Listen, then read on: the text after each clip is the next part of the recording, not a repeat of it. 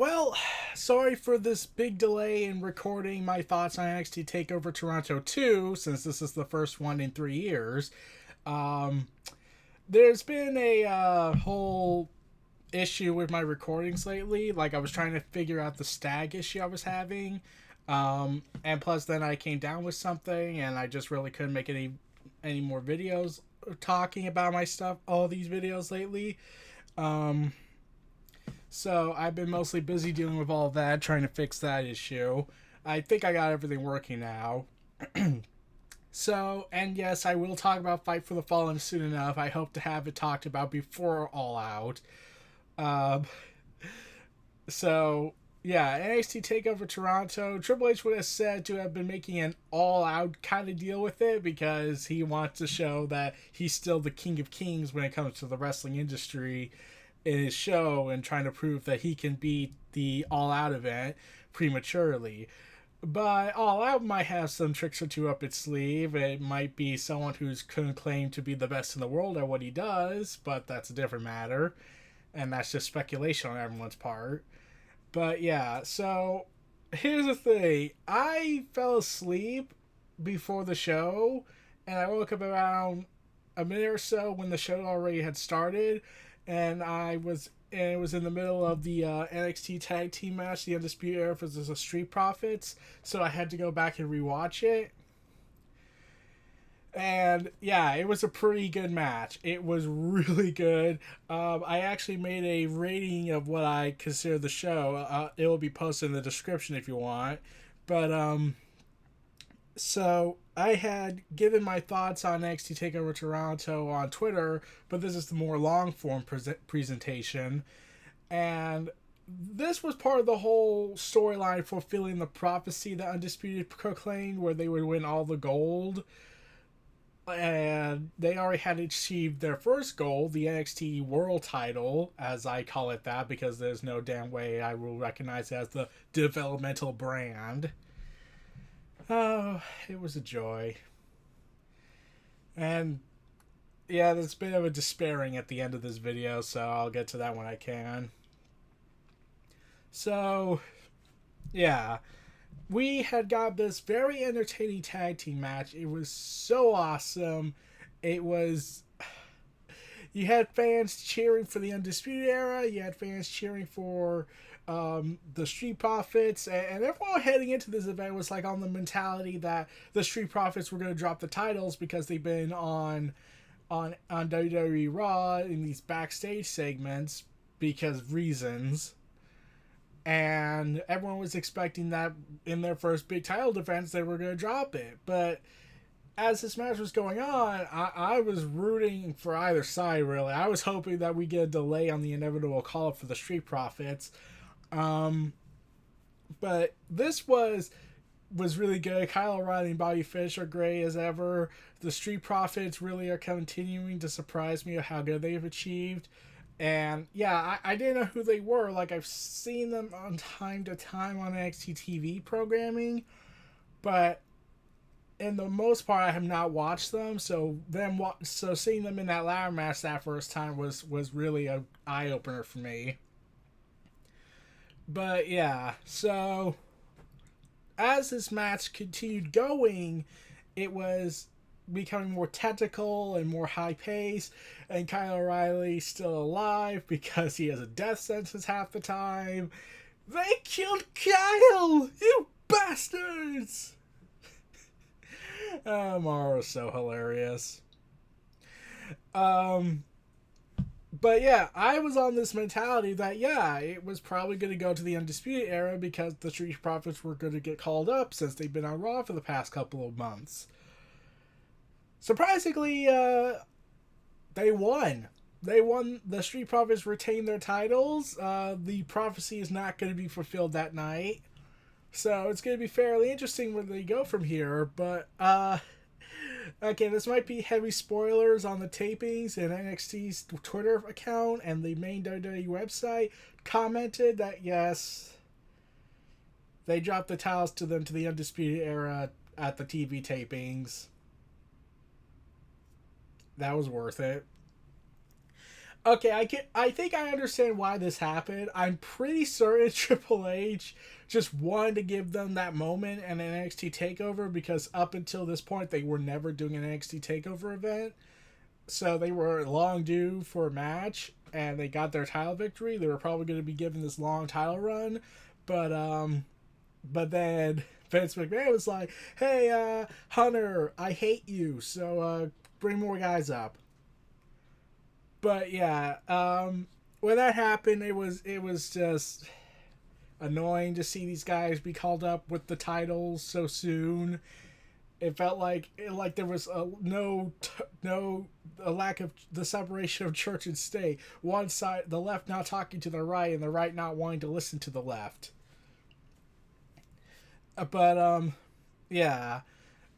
So we got that big moment, and really, with that reveal that this was going to happen, I think Triple H was trying to compensate. Like, look, I can't prevent your call up. I'm sorry. So I can at least delay a little bit.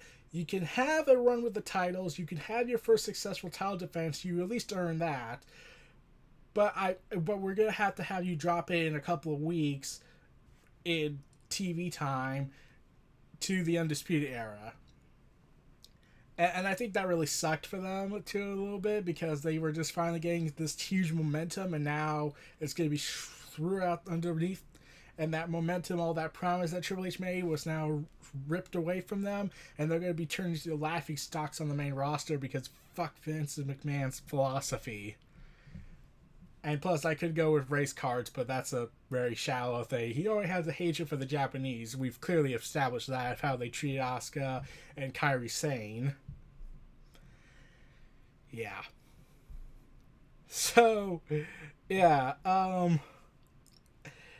So we again see guys like Ricochet. One of the guys that was there.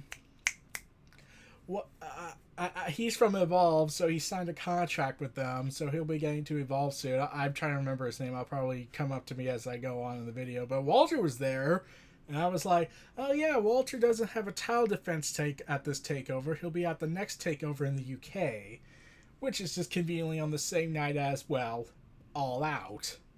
Just at a completely different time stamp. So that's good at least.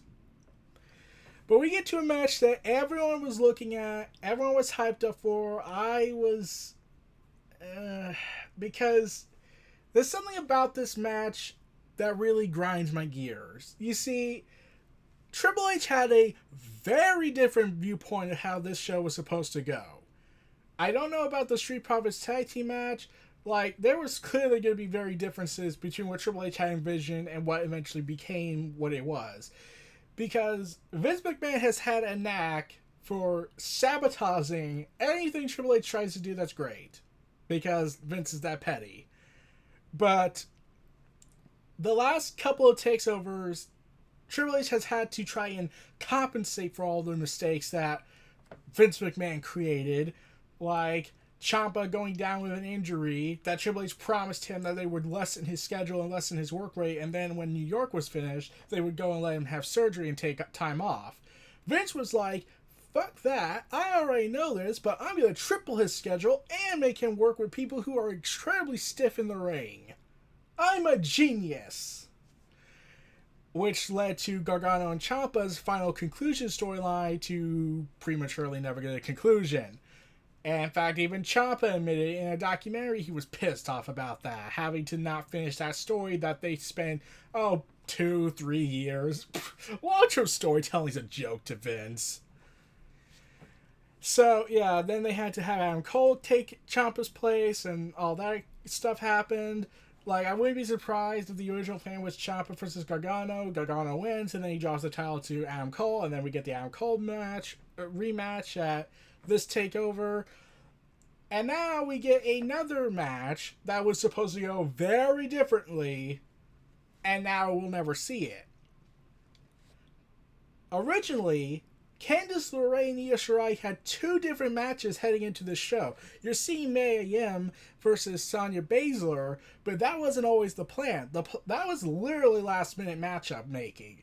because the original plan was Shayna Baszler versus Candice LeRae and Kairi Sane versus Io Shirai. Like, when looking at that video package between Candice LeRae and Io Shirai, you notice, this is rather weirdly forced. Like, this came out of nowhere. Like, yeah, they have chemistry, but it just came out right the F out of nowhere. But, and like, you have Kairi Sane, but, oh, wait, she got called up. It came out why she was called up. Originally, because it's all about them, right, Vince? The Iconics were supposed to drop those belts, the women tag team belts, to the Bella Twins. You know, the Bella Twins, you know, the one who is very limited in the ring, and the other one is almost concussed, nearly broke, and probably endangered Liv Morgan. No one sees the problem here? Okay. Oh, who am I kidding? These are... I wouldn't be surprised if some fan comes on to my account and comments say, they've sacrificed just as much as the United States military! Because someone on Twitter literally said that, and I'm having a hard time to this very day wondering, please tell me he's trolling, and if he is, it's bad taste. But anyways, yeah, Candice LeRae and Io Shirai, and by extension, Banks and Bayley, and the Iconics were all screwed over because Vince McMahon has an obsession for the Bellas, even though their show is pretty much dead in the water since Cena broke up with Nikki, or Nikki broke up with Cena. I don't care about that story. But yeah, that was the chip on their shoulders in my mind, because everyone was heading into the show realizing that Io Shirai and Kairi Sane were supposed to fight, and it was going to be a hell of a match, and they had the story and months of build up to it, only for it to be switched. Oh, no, it's Candice LeRae versus Io Shirai. Shayna Baszler is going to fight Mia Yim. That's last minute. So, yeah, we're going to have to switch things up. So, yeah, and Io Shirai turned heel, which was clearly going to be meant for Kairi Sane, where Io Shirai turns on Kairi Sane after the cage match against Shayna Baszler. And let's just say Io Shirai looks awesome in black, so she might as well be the next Kill Bill character. So yeah, they basically had to work a match that was virtually a month in advance to like work this out, because we have all this complex issues because Vince is an idiot. So now we gotta work this match. And they came in this match and they tore the house down. Like, they tore it up. Like, everything about this match was phenomenal. It was easily the best women's match since Becky Lynch versus Charlotte at Evolution. Like, you were seeing Io Shirai having this conflicted look on her face, realizing what she's become, but accepts it wholeheartedly. And you have Candice LeRae on this mission of revenge. and instead of Candice LeRae going ahead and like just being all nicey nice and just entering the ring and then wait for the bell ring, no, she ran down that ring and started and tackled Shirai. And Io Shirai and Candice LeRae are fighting. They're tearing the house down. Like, I was loving every moment of it. And then we get... And then, like, this was Candice LeRae's big moment she needed. Like, she would have gotten it with Shayna Baszler, but she also got it now with the fact that since her entire time in NXT, she's been portrayed not as Candice LeRae, the champion of intergender wrestling. No, she's been portrayed as, oh, she's Johnny Gargano's wife. Yeah, that seems to be a big problem for some reason. Whenever they have the female relating in some direct way with their husband being a wrestler who's bigger and popular right now, or at least has more notoriety, they're referred to as, oh, you have a name, you have an individuality, oh, well, we're going to water that down a bit, and you are Johnny Gargano's wife. like how Tyson Kidd was having to deal with being called Natty's husband. At least that had a purpose and character meaning. But yeah, yeah. But anyways, this match was very technical. It was getting very crazy at times. But one thing was happening where then Io Shirai goes for her moonsault, which is elegant, and Candice LeRae still kicks out. Then Io Shirai then just beats Candice in frustration, and then leads a Koji clutch in the middle of the ring, and Candice tries to struggle to get out of the hole, and then passes out instead of tapping out, and the referee calls for the match. Um, and I was like,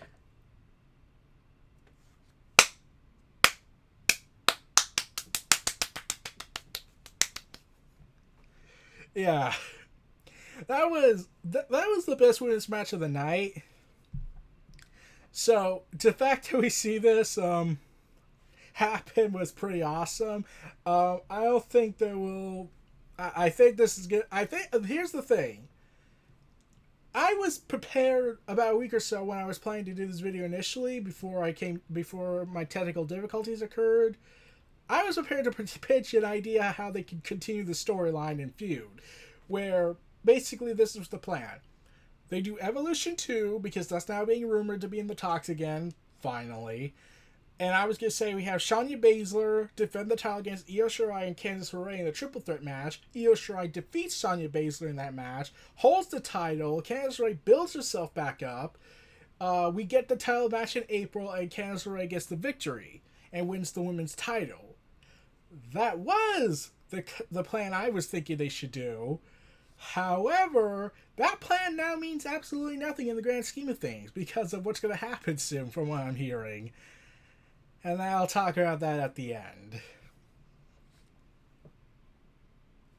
Oh, God. So, yeah, the announcers continue hyping up the North American title match that's going to happen between Velveteen Dream, Pete Dunne, and Roderick Strong. And what is known is that, well, there was another thing brewing in the storylines. You see, because NXT realizes, oh yeah, Vince is really screwing everyone over. We gotta get some of these guys back. And Sandy was really fucked up big time because of Vince and McMahon's lack of direction. Like, they lost to The Miz in a 3-on-1 no DQ match. How does that happen? So, yeah. Killian Dane was called back down to NXT. Well, let's just say he was promoted. And he's finally being taken seriously again. He's beating the crap out of Matt Riddle. Matt Riddle comes to the crowd and is ready to start fighting. And he knows Killian Dane's in the arena. They go ahead, calls out. He drops the mic and waits. And then Dane comes down. And they start brawling all over the arena. And then because this is a mandatory edict from the higher ups, they say, we need to beat up all the security guards. That's always important and an ingredient for a brawl.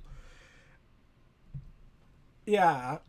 And then this stupid moment happened where Killian Dane lands on top of Riddle down below the stage and crashing. He also decides, fuck this, I need to take a security guard with me. And they all crash together in this stage area. And I was like, what was the point of the security guard being sacrificial lambs? Like, I know this is just part of the standard formula where whenever there's a brawl, security has to come out and the guys have to beat the crap out of them because, because despite being professional wrestlers, they can easily beat the crap out of privately trained security forces. I am curious to know how they would react if the SWAT had to come in. Like, would the WWE and NXT, if they had to bring in guys they are professionally trained, wearing military grade equipment, in SWAT force and police force and SWAT team coming in and having to come down and restrain these two. Would the wrestler just somehow easily beat them up, even though the SWAT team could kick their ass, even with all the training they got in their arsenal? Would that really happen? Because I wouldn't be surprised if that happened. But yeah, that's the end of that angle. So we'll be seeing that matchup probably at the next TakeOver or the tapings. Well, the last of the tapings, and probably this was the last good TakeOver. But we'll get to that. So yeah, we get Austin Theory, the Evolved Champion, being shown at ringside. So yeah, he's clearly going next. Now we got to the triple threat match for the NXT North American title. Roderick Strong versus Pete Dunne versus Velveteen Dream. And yeah, the Canadian flag is shown, the Mounties theme song airs, and it turns out to be a celebration for the Toronto Raptors, the 2019 NBA champions. And sure enough, I was confused at first, like, is this an interlude? But then it was like, nope, it's Velveteen Dream. Oh, okay. And yeah. Oh man, you got three of the best talents you got going right now. Well, among the rest of the mighty talent they got. Oh, what the hell were you expecting from this? Like, this was gonna be a classic. Velveteen Dream, he's at my age, and he's doing these show-stealing performances. You got Pete Dunne ready to break fingers. You got Roderick Strong, who's a very great competitor. But, once again, come on. This was a recipe for greatness. And, yeah, this was very fun. This was a fun triple threat match. I was having fun with it. The crowd was having fun with it. Everyone heading into the show before the Street Profits match, when they retained their titles, they were all on the assumption that, oh, well, they gotta protect Velveteen Dream, but they want to drop the title to Roderick Strong, so that's why Pete Dunne was put in. Nope! That's not what they're going with this at all. Instead, Roderick Strong is protected, Pete Dunne takes the fall, and Velveteen Dream retains the title in a strong triple threat match that was holy hell fun. And then I just love how creative these guys got. Like when the referee was finally about to count to 3 and award the title to Strong or Dunne, instead of breaking up the pinfall, Velveteen Dream, when the referee's about to slam the hand down for 3, he like catches it like, no, and whatnot. And I was like, why don't the main roster do this? Like, come on. If the reason for getting disqualifications nowadays stems from people in tag matches causing a disruption in the pinfall, they might as well just stop the referee. So, yeah. Oh, man. And then, this match was so good. Like, I loved every moment of it. I was honestly thinking Roderick Strong was going to take the fall because when the tag team titles were retained, I was like, well, Roderick Strong's not going to win. He's clearly going to lose this match. But no, they went with Dunne taking the fall, which was surprising. But I'm just glad Dunne's in NXT. I know it's not promoted up to the main roster or in 205 Live's case because, oh, he's at the weight limit, so we can put him on 205 Live and never use him for main roster purposes. Like, there was even a rumor going around, which I'm glad wasn't confirmed, which I'm glad was denied, that Daniel Bryan was going to be moved to 205 Live because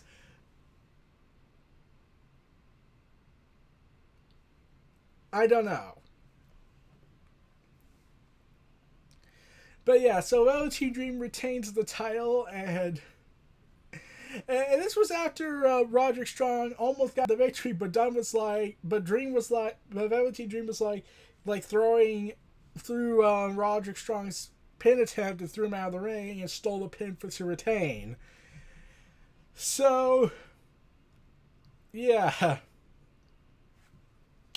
Now we get to the match that was disappointing but understandably fair because of how rushed this feud was, considering the circumstances that I've already covered in the Candice LeRae Io Shirai portion. And this match, it was getting a lot of hate from people. Like, they hated the match. They got a 1-star from Dave Meltzer. I was thinking that was harsh. Like, I gave it a 3-star at best. Like, I said this. They tried their best. They couldn't work. They had to work with little material they were given because, like I said, this was all initially going to be Candice LeRae, Shayna Baszler, where they could have had a whole ton of material that was planned for them. But then Vince McMahon came in and was like, fuck all of you, we gotta go in and sabotage you guys. Because the Bell Twins had to retire. That's a perfectly logical, valid reason, right?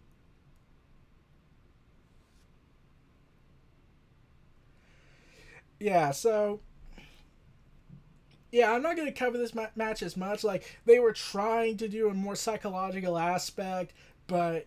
And at least they did with Mia Yim taking out Shayna Baszler's fellow horsewomen who are still trying to improve.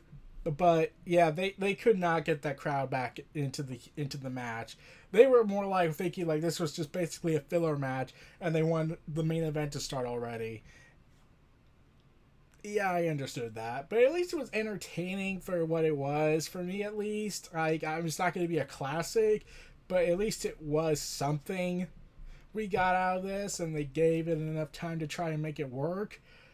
But yeah, this wasn't going to go the way everyone was hoping for because they knew that the match was not supposed to be this way. It was supposed to be Candice LeRae finally winning the women's title from Shayna Baszler and Kairi Sane versus Io Shirai, where it would have been the first ever 5-star women classic match in WWE. But Vince had to screw that all up because the Bell Twins are my idols. I love the Bell Twins and they're retiring. So I gotta take my anger out on anyone who dare become popular.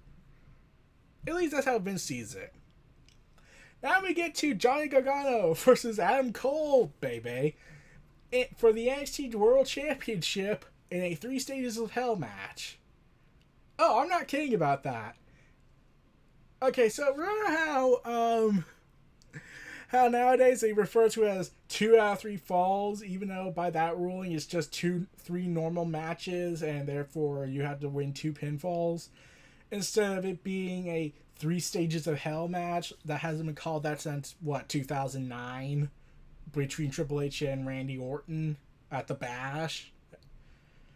Yeah, but yeah, this was basically a 3 Stages of Hell match. Like, the first match was a straight up singles match. The second match was a street fight. The third match, it wasn't really a steel cage match. It was more like it's basically like, hey, what if we took that Ambrose gimmick he came up with the cage, but we amped it up to 11 and actually made it more brutal? Yeah, that sounds about right. But yeah, Johnny Gargano is wearing Wolverine themed gear because he was a Marvel fan and everyone loves Wolverine.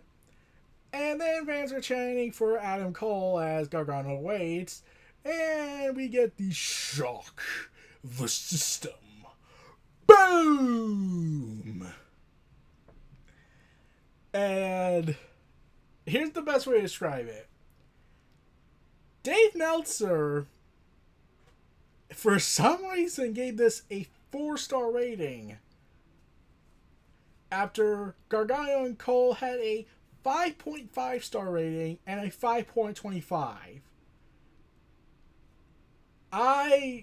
On my Twitter feed, I gave it a 6-star rating. Felt like it rightfully earned that moment because this match was, holy fuck, this was awesome.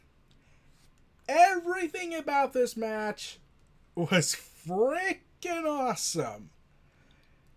Because the singular theme of Gargano continues in this one match, where Gargano has let his anger take over him, and it costs him big time. Like, that's just one continuous theme that came out of the Gargano Ciampa story, where Gargano's anger took over and it clouded his ultimate judgment. But yeah, Adam Cole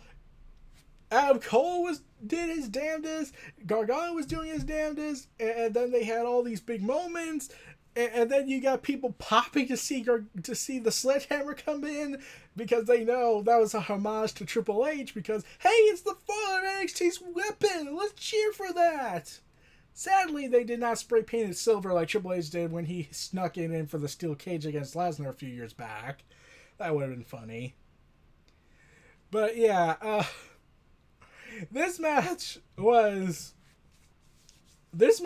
insane. Like, you got Panama Sunrise off of a ladder, you got tables breaking, you got Gargano being more twisted with darkness in him even though he's conquered it, you got his anger taking over, you got what could have been the closest we'll ever get to another Mick Foley versus Undertaker fall match, where Gargano and Cole, they're fighting on top of a table, and Gargano, with some bolt cutters, cut some barbed wire that was wrapped around the top of the cage, because let's do that.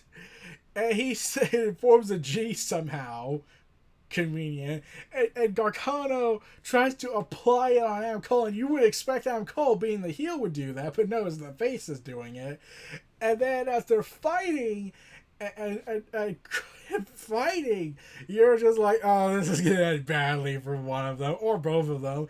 And then Cole does this. He grabs onto Gargano when they're fighting and jumps off the table, off the steel cage, and lands into the two set tables that were put up, and barely Adam Cole gets the pinfall victory and retains the title. And that was the third fall match. This was, the rest of the other two were phenomenal, but this was exceeding the phenomenon. And I was like, this has got to get a 6-star rating. This just has to get a 6-star rating. This went over for like, what? This went over for like, let me double check. Nearly 50 minutes. It was 46 minutes and 41 seconds. And like, Adam Cole retained the title and all that. That was awesome. And Gargano, after the show, and in a clip that was posted on YouTube. So basically, what was basically indicating that Gargano was done with NXT. This was like his farewell match. It isn't. In fact, this might as well have been the end of a golden age, because now this is the part where I say I usually am pissed off at these shows because they're so great and they're gonna get called up and be ruined. Yeah, there's no point in saying that anymore.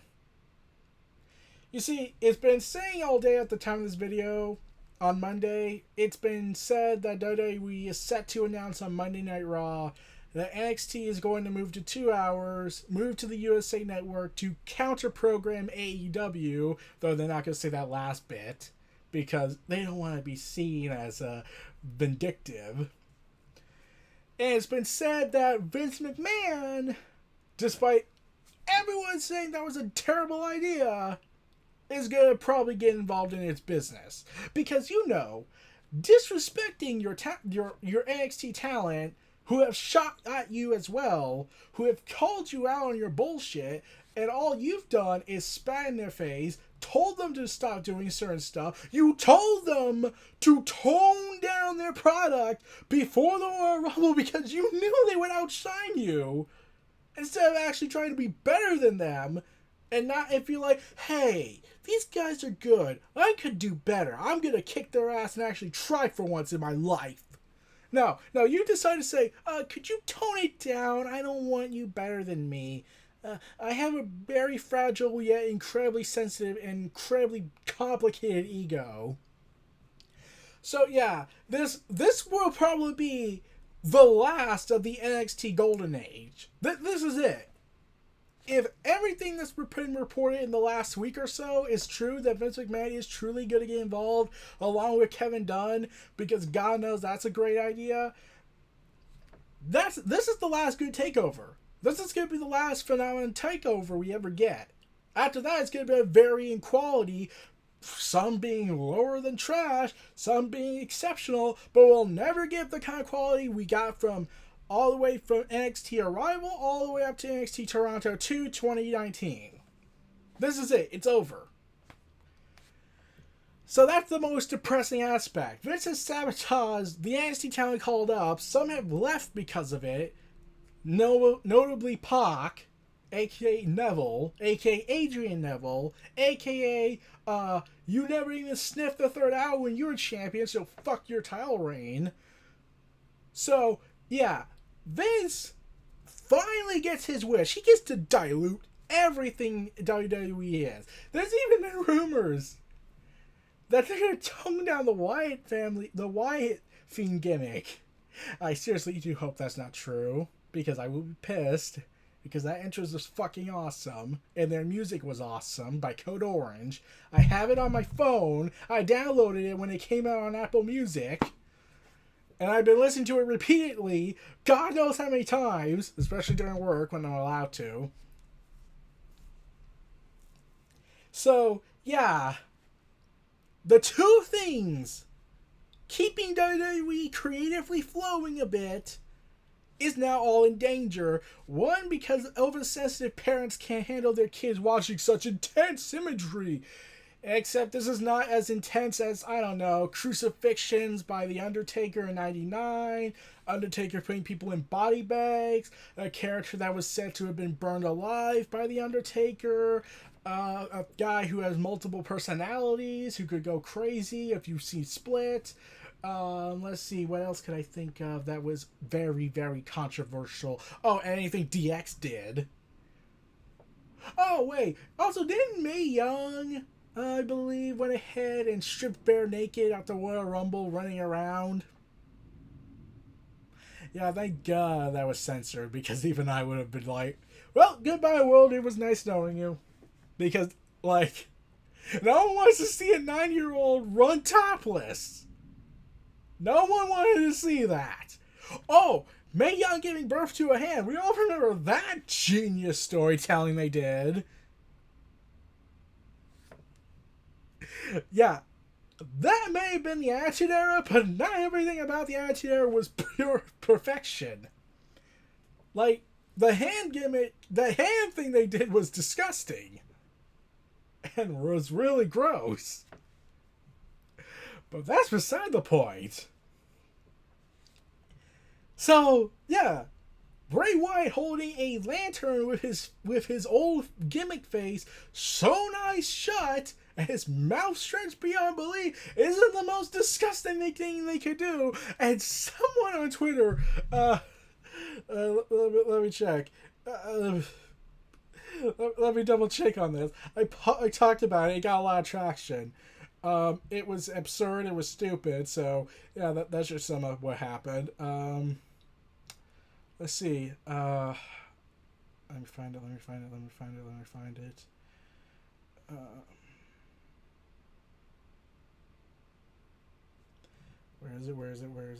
Where is it?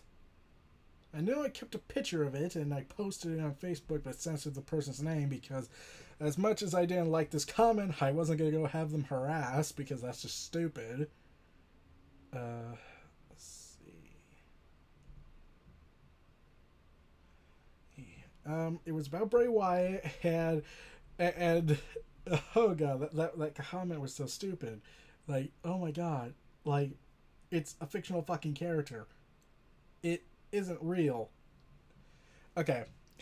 I enjoy WWE as much as the next person, but last night's debut of Bray Wyatt, aka The Fiend, has gone too far. His attire, with the iconic playing hands on his chest and the famous quote of "Let me in," is nothing more than a blasphemous mockery of the Christian faith and God. Fix it! I must stress Bray Wyatt is a Christian. Oh, wait, we can't acknowledge that because that would counter everything you just said. Okay. But that wasn't the dumbest comment we ever got. The other comment I found was that someone honestly thinks mental health issues are a choice.